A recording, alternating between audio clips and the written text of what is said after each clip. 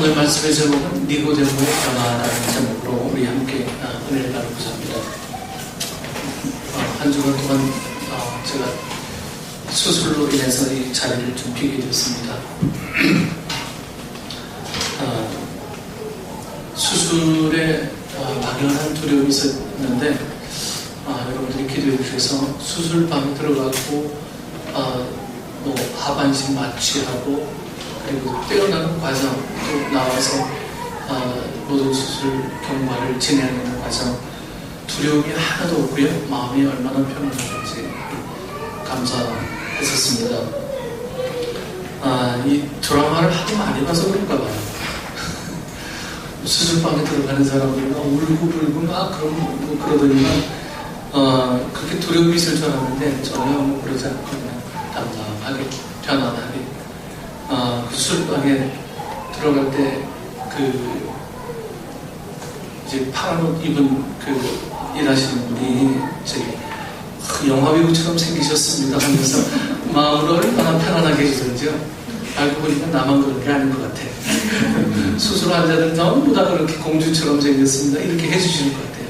그게 얼마나 마음이 편하고 푸근했는지 수술 과정에서 지금 잘 불편한 거 띄워내고 지금 회복을 기다리고 있습니다. 기도해 주셔서 감사를 드립니다. 오늘 말씀의 제목이 니고데모의 변화라고 하는 제목입니다. 오늘 이 니고데모의 변화가 오늘 여러분들의 변화가 되기를 축원합니다.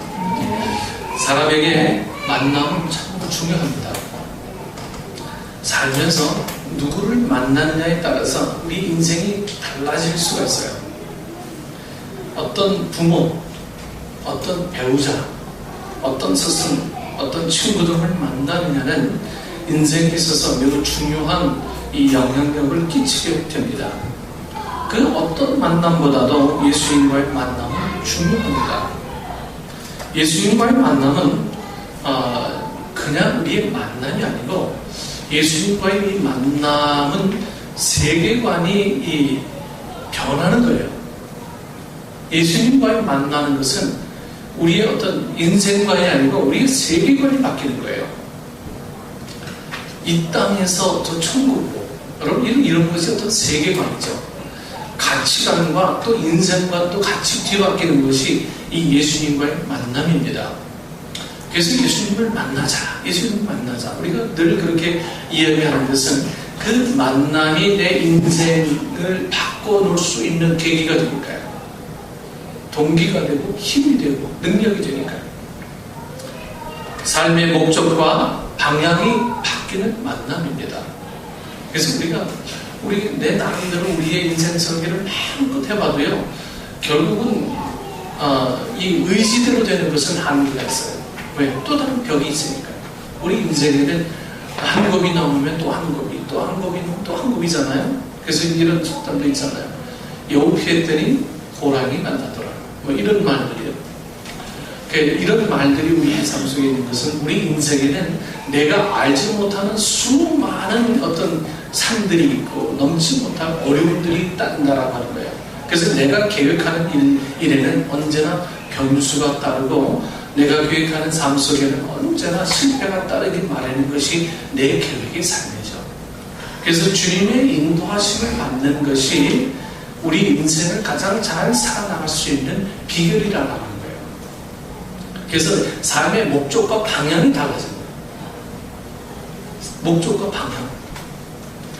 내가 우직하게 내 계획했던 대로 달려가는 거예요. 그 길이 실패의 길인 줄 모르면서도 그냥 이건 자존심 싸움도 아니고 나와의 싸움도 아니고 그냥 그 길을 묵묵하게 달려가는 거예요. 좀 안 되는 길이라면 주님 앞에 맡겨서 그냥 턴하는 것도 좋은 방법 중에 하나라고 봅니다. 성경에 보면 예수님과 만난 많은 사람들이 나오게 되죠. 예수님을 만난 사람들이 100% 다 생명의 만남으로 이어진 것은 아닙니다. 예수님과의 만남을 어떤 사람들이 멸망의 만남으로 만든 사람들이 있어요. 유대 지도자들과 예수님의 제자였던 이 가룟 유다가 대표적인 사람입니다. 예수님과의 만남을 이 무의미한 만남으로 만든 사람들도 있습니다. 대부분의 군중들입니다. 예수님과의 만남을 이 생명의 만남으로 만든 사람들도 있습니다. 믿음의 역사를 이룬 사람들이에요. 사도 요한이 의도적으로 했는지는 모르겠습니다만 요한복음 이 3장 말씀에서 예수님을 만나서 변화된 니고데모에 대해서 기록하고 있습니다. 4장에는 예수님을 만나 변화된 이 사마리아 여인의 사건을 기록하고 있습니다. 이 두 인물은 모든 면에 있어서 매우 대조를 이루고 있어요. 이 니고데모와 사마리아 여인은 대조가 돼도 너무 대조가 된 사람들이죠. 니고데모는 유대인들 중에서 모든 것을 갖춘 이 최고의 지위에 있던 사람들이 니고데모였어요. 그가 예수님을 찾아와서 만난 시점은 다른 사람들의 눈에 띄지 않는 밤 시간이었습니다. 반면에 사마리아 여인은 가장 천한 어떤 신분의 사람이었습니다. 아주 천한 신분이에요. 이방인보다도 천하게 여겨지는 사마리아인입니다. 더군다나 남편을 5번이나 바꾼 창녀였습니다. 그녀가 예수님을 만난 시간은 창녀가 사람들을 펼치는 하루 중에 가장 뜨거운 대낮이었습니다. 여러분, 신분적으로 가장 높은 사람과 가장 천한 사람이 예수님을 만나서 그들 모두가 하나님의 백성으로 변화되어 구원에 이르는 모습을 보게 됩니다. 이는 예수님 안에서는 모두가 똑같은 이 구원의 대상이 됨을 말하고 있는 거예요. 이 세상에 신분이 높고 아주 천하고를 떠나서 예수님을 만나는 사람은 그 지위에 관계없이 모두가 구원의 대상이라는 것을 말하고자 하는 이 요한의 의도가 분명히 숨어 있었습니다. 이는 예수님 안에서는 모두가 똑같은 구원의 대상이다. 돈이 많고 적고 지위가 높고 낮고 이걸 떠나서 예수님은 모든 것을 포용하시는 분이다. 이 말씀이죠. 예수님을 만난 니고데모의 밤과 사마리아 여인의 낮이라는 시간 개념은 여러분 정반대의 시간이죠. 이 낮과 밤 정반대잖아요. 하지만 그 시간은 자신들의 이 약함과 한계성을 그대로 드러내는 시간이었습니다. 그 약함과 한계성을 가지고 예수님 앞으로 나올 때 놀라운 역사가 일어나게 되는 거예요.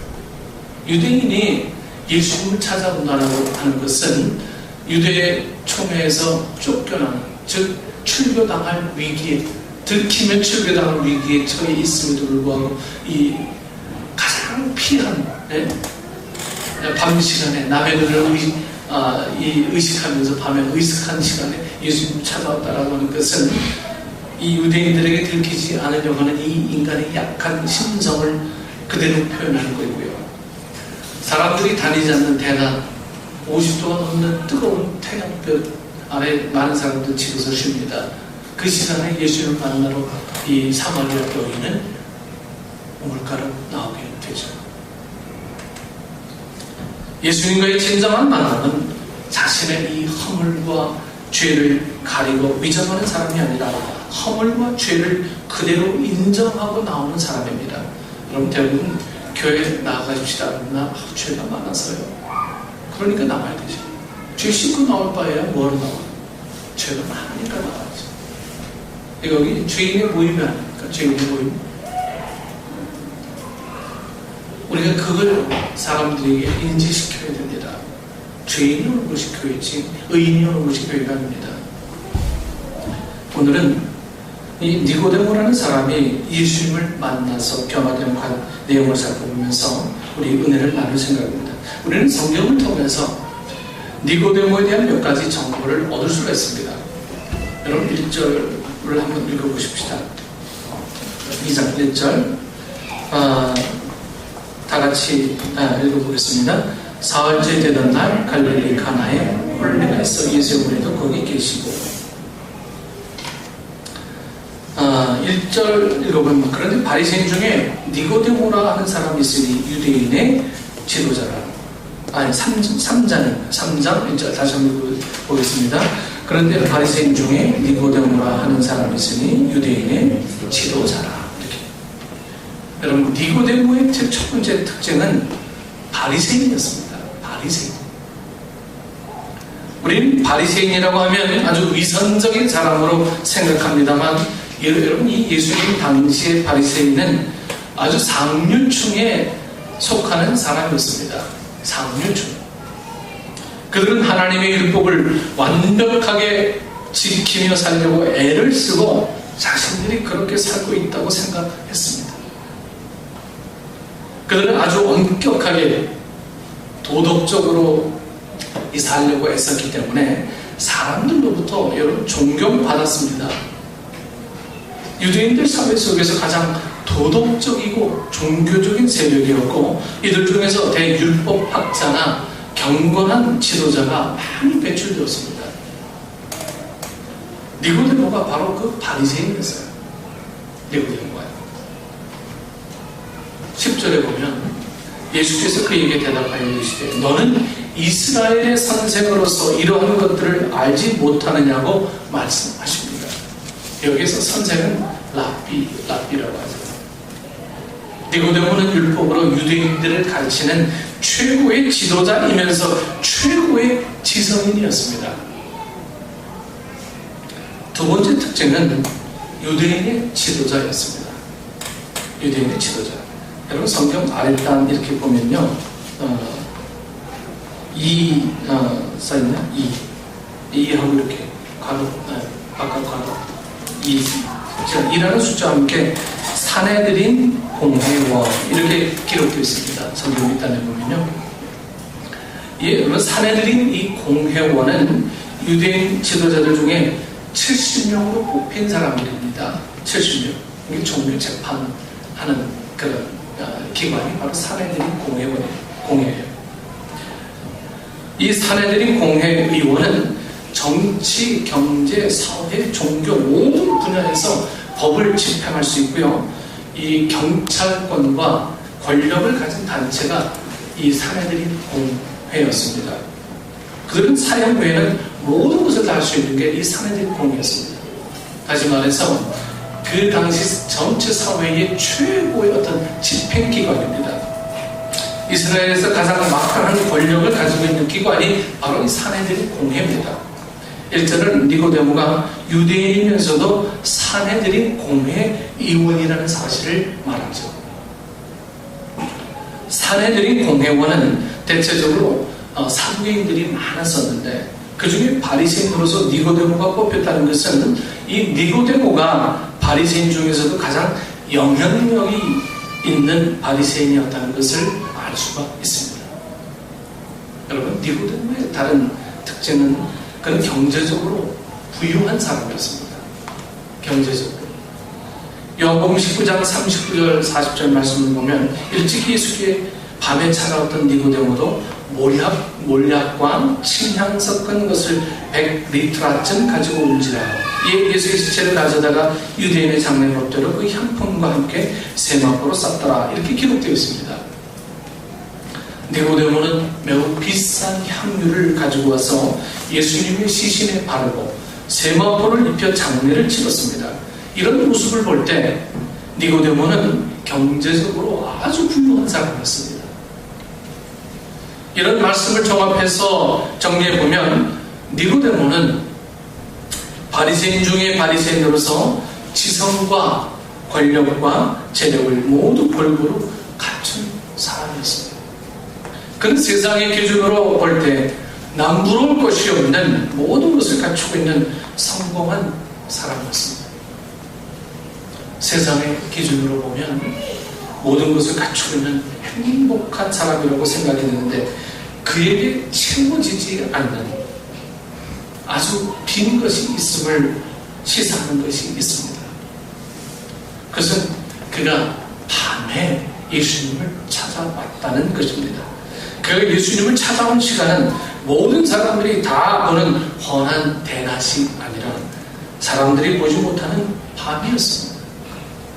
니고데모가 밤에 예수님을 찾아왔다는 것은 그가 자신의 사회적인 이 위치로 인해서 사람들의 눈을 피해서 예수님을 찾아왔다고 볼 수가 있어요. 또 다르게 해석할 수 있는 것은 니고데모는 세상 사람들이 볼 때 그런 지성과 권력과 재력을 모두 가지고 있는 남부러운 것이 없는 사람이었지만 그의 내면에는 말할 것 없는 고민과 불안과 허무함을 가지고 있었다고 볼 수가 있어요. 다른 사람들은 눈에 보이는 이 외면의 세계의 것을 소유함으로써 행복과 성공을 추구하는 삶을 살고 있었습니다. 여러분, 대부분의 사람들은 이 having과 doing을 통해서 행복과 성공을 찾으려고 합니다. 이 having은 뭡니까? 욕심 아닙니까? 욕심. doing은 뭡니까? 행위. 이것을 통해서 행복과 성공을 찾으려고 해요. 그러나 니고데모는 행복과 성공이 외면의 세계의 것을 소유하고 행함으로써 오는 것이 아니라는 것을 깨닫고 자신의 내면의 세계에 귀를 기울이고 삶을 산 사람입니다. 내가 사내들인 공회원이었고 바리새인이었고 종교 지도자였고 재력도 많고 많은 사람들을 다스릴 수 있는 그런 위치에 있지만 이 니고데모는 그런 외적인 위치를 갖고 산 사람이 아니라 내면의 소중함을 알려고 노력했던 사람이 바로 이 니고데모였어요. 달리 말하면 니고데모는 having이나 doing을 통한 성공이 아니고 이 being, 존재, 자신의 존재를 소중히 여기는 사람이었습니다. 그는 예수님과의 만남을 통해서 자신의 존재의 가치를 새롭게 발견하기 시작했습니다. 즉, 나는 고귀한 존재구나. 내 속사람은 정말 하나님으로부터 비롯되었는데 예수님을 통해서 하나님을 만날 수 있는 길을 이 아는 방법 외에는 아무것도 없구나라고 하는 이 사실들을 이 유대 종교자가 비로소 깨닫고 살기 시작했다라고 하는 거예요. 니고데모는 예수님을 만남으로써 변하기 시작했습니다. 성경에 니고데모와 관련된 내용이 딱 3번 나옵니다. 한 번은 오늘 본문이고요. 이 사람들의 눈을 피해 밤에 예수님을 찾아갔습니다. 두 번째는 7장입니다. 예수님을 죽이려고 음모를 꾸미는 대제사장과 바리새인들을 향해 예수님을 옹호하는 말을 하다가 그들로부터 집중적인 이 공격을 받습니다. 19장에서는 십자가에 달려 죽으신 예수님의 시신을 거두는 사람이 아무도 없었습니다. 그러자 이 아리마대 사람인 요셉이 나서서 빌라도의 허락을 받아 예수님의 시신을 거둡니다. 그때 니고데모가 향유와 장례에 필요한 물건을 다 제공하며 예수님의 시신을 거두어서 장례를 치르는 데 동참합니다. 그 당시 상황에서 니고데모의 행동은 대단히 용기 있는 결단이었습니다. 그와 같이 행동한다는 것은 이 사내들이 공회원의 자격을 포기하는 것을 의미합니다. 유대인의 사회에서 매장당하는 것을 각오한 행동입니다. 즉 출교당할 것을 각오한 행동이 바로 이 니고데모의 행동이었습니다. 더 나아가서는 죽임을 당하는 것까지도 감당하겠다는 결의에 찬 행동이 바로 이 니고데모의 행동이었어요. 예수님을 만나 변화된 니고데모의 모습을 사도 요한은 3장, 7장, 19장을 통해서 우리에게 보여주고 있습니다. 예수님을 제대로 만난 사람은 변하게 되었습니다. 예수님을 제대로 만나지 못했기 때문에 아직도 머뭇거리고 예수님을 만나지 못했기 때문에 정말 소중함이 내 내면의 사람이 어떤 존재라고 하는 것을 내 스스로 깨닫지 아니하기 때문에 오늘 우리의 문제들은 외적으로 표현이 되지 않는 거죠. 내 존재가 무슨 존재인가를 알지 못하는 거예요. 내가 어떠한 사람이라는 것을 알지 못하는 거예요. 내가 어디서부터 비롯된 사람이라는 것을 우리가 알지 못하는 거예요. 우리가 어떻게 살아야 될 사람이라는 것을 우리는 알지 못하는 거예요. 니고데모는 그러한 것을 알았어요. 사내들인 공회원이라는 것을 포기하고 출교의 위협 앞에서도, 아니 죽음의 위협 앞에서도 내가 어떠한 존재라는 것을 알았기 때문에 그 모든 것을 포기하는 한이 있더라도 내 존재의 소중함, 즉 예수님으로부터 비롯된, 하나님으로부터 비롯된 이 존재의 소중함을 알기에 주님에게 나와 변화된 삶을 살게 된 것입니다. 변화가 없다면 제대로 만나지 못한 것입니다. 어떤 사람들은 신앙의 깊이와 성장을 교회 생활에 익숙해진 것으로 착각하는 경우가 있습니다. 여러분, 교회 생활에 익숙해지는 것, 교회 행사에 익숙해지는 것, 교회 행정에 익숙해지는 것이 신앙의 성장이 아닙니다. 신앙의 성장과 성숙은 예수님을 닮아가는 것이고 하나님의 말씀을 따라 변하는 것입니다. 니고데모는 예수님을 만남으로 자신의 생각과 욕망을 벗고 예수님의 말씀을 따라 자신을 세우는 삶을 살았습니다.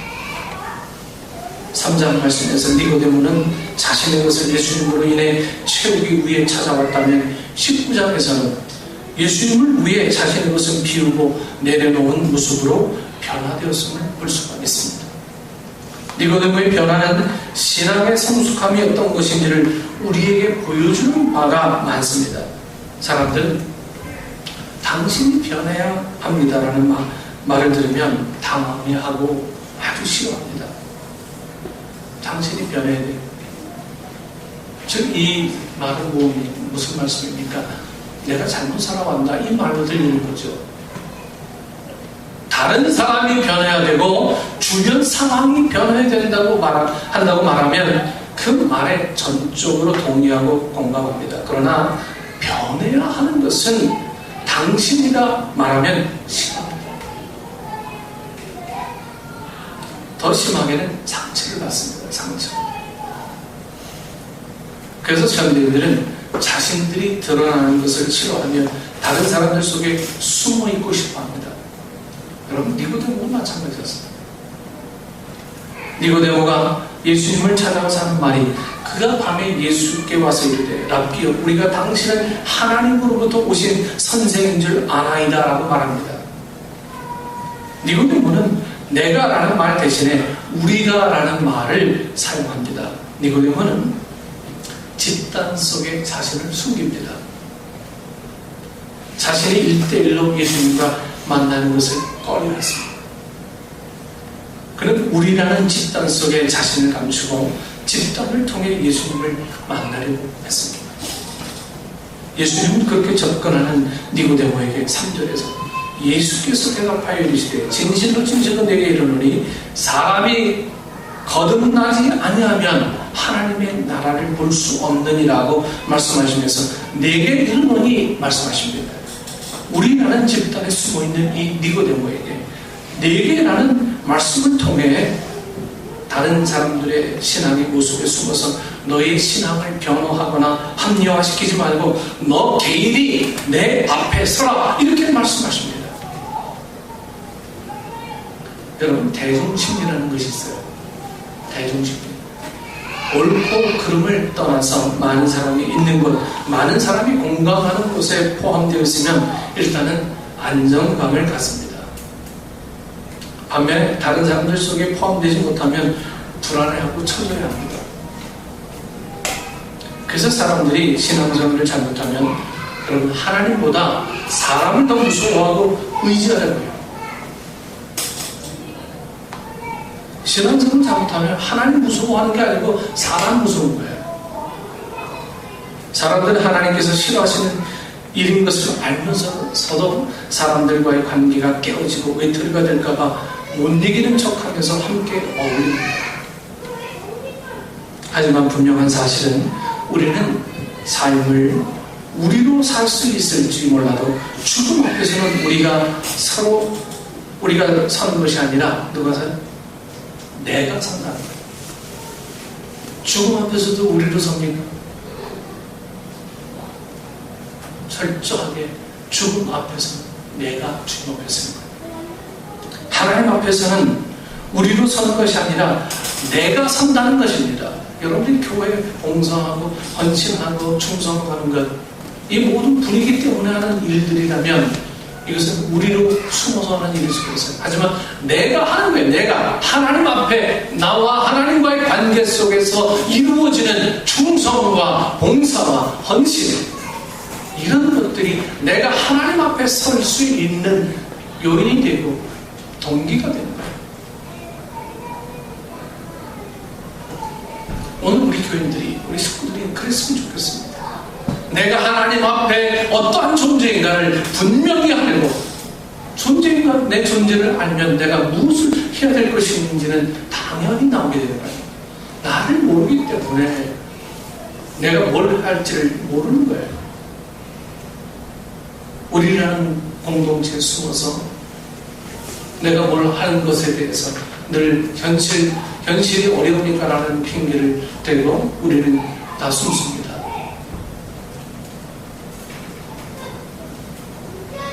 하나님 앞에는 우리 교회가 서는 게 아니라 내가 서는 거예요.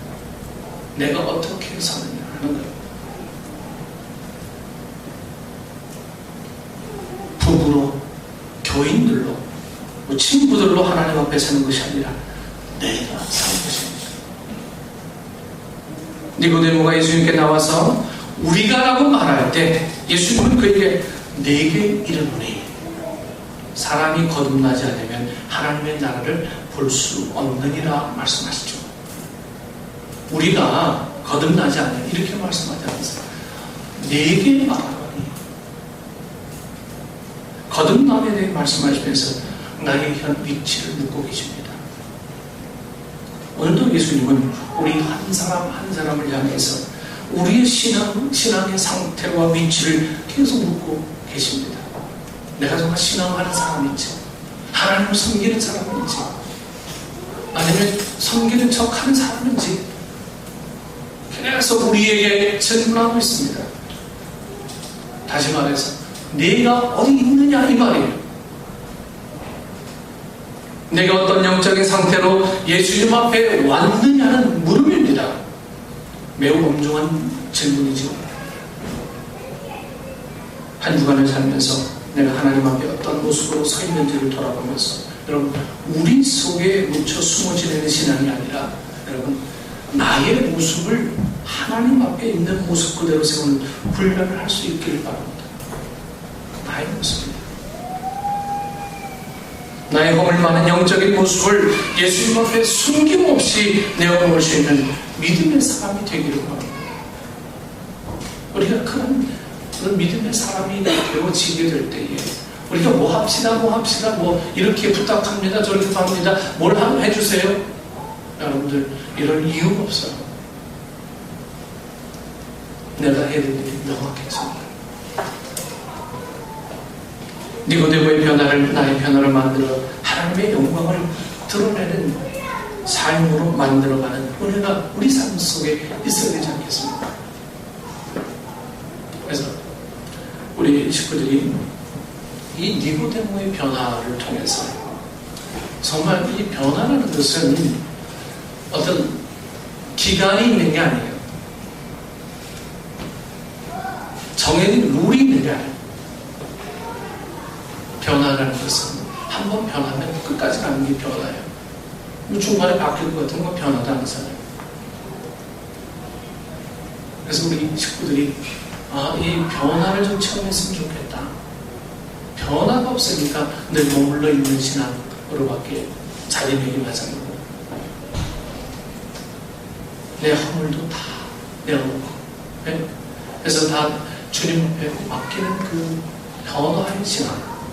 주님이 부르셨을 때 다 변화하려고 다 나왔는데 예수님하고 우리가 라고 얘기했을 때 주님이 분명히 내게 말한다라고 하는 이 말씀을 통해서 진정한 변화의 삶이 우리 삶 속에 있기를 구합니다. 성경 말씀은요, 다른 이들, 당신을 위한 말이 아니라 누구를 위한 나를 위한 말씀입니다. 그럼 설교의 유혹에 빠지지 마십시오. 이거 딱 들으니까, 이거 우리 남편 얘기하는 것 같네. 다 그렇게 들려. 우리 마누라 얘기하는 것 같네. 다 그렇게 들려. 여러분, 천만의 말씀. 다 나를 향해서 주시는 말씀이다. 여러분, 들으실 수 있기를 원합니다. 그것이 은혜고, 그것이 주님을 만나시는 가장 좋은 도구라는 것을 기억하시고, 오늘 이 시간, 변화의 은혜가 여러분 안에 충만하게 자라는 은혜 시간이 되기를 축원합니다. 기도하시겠습니다.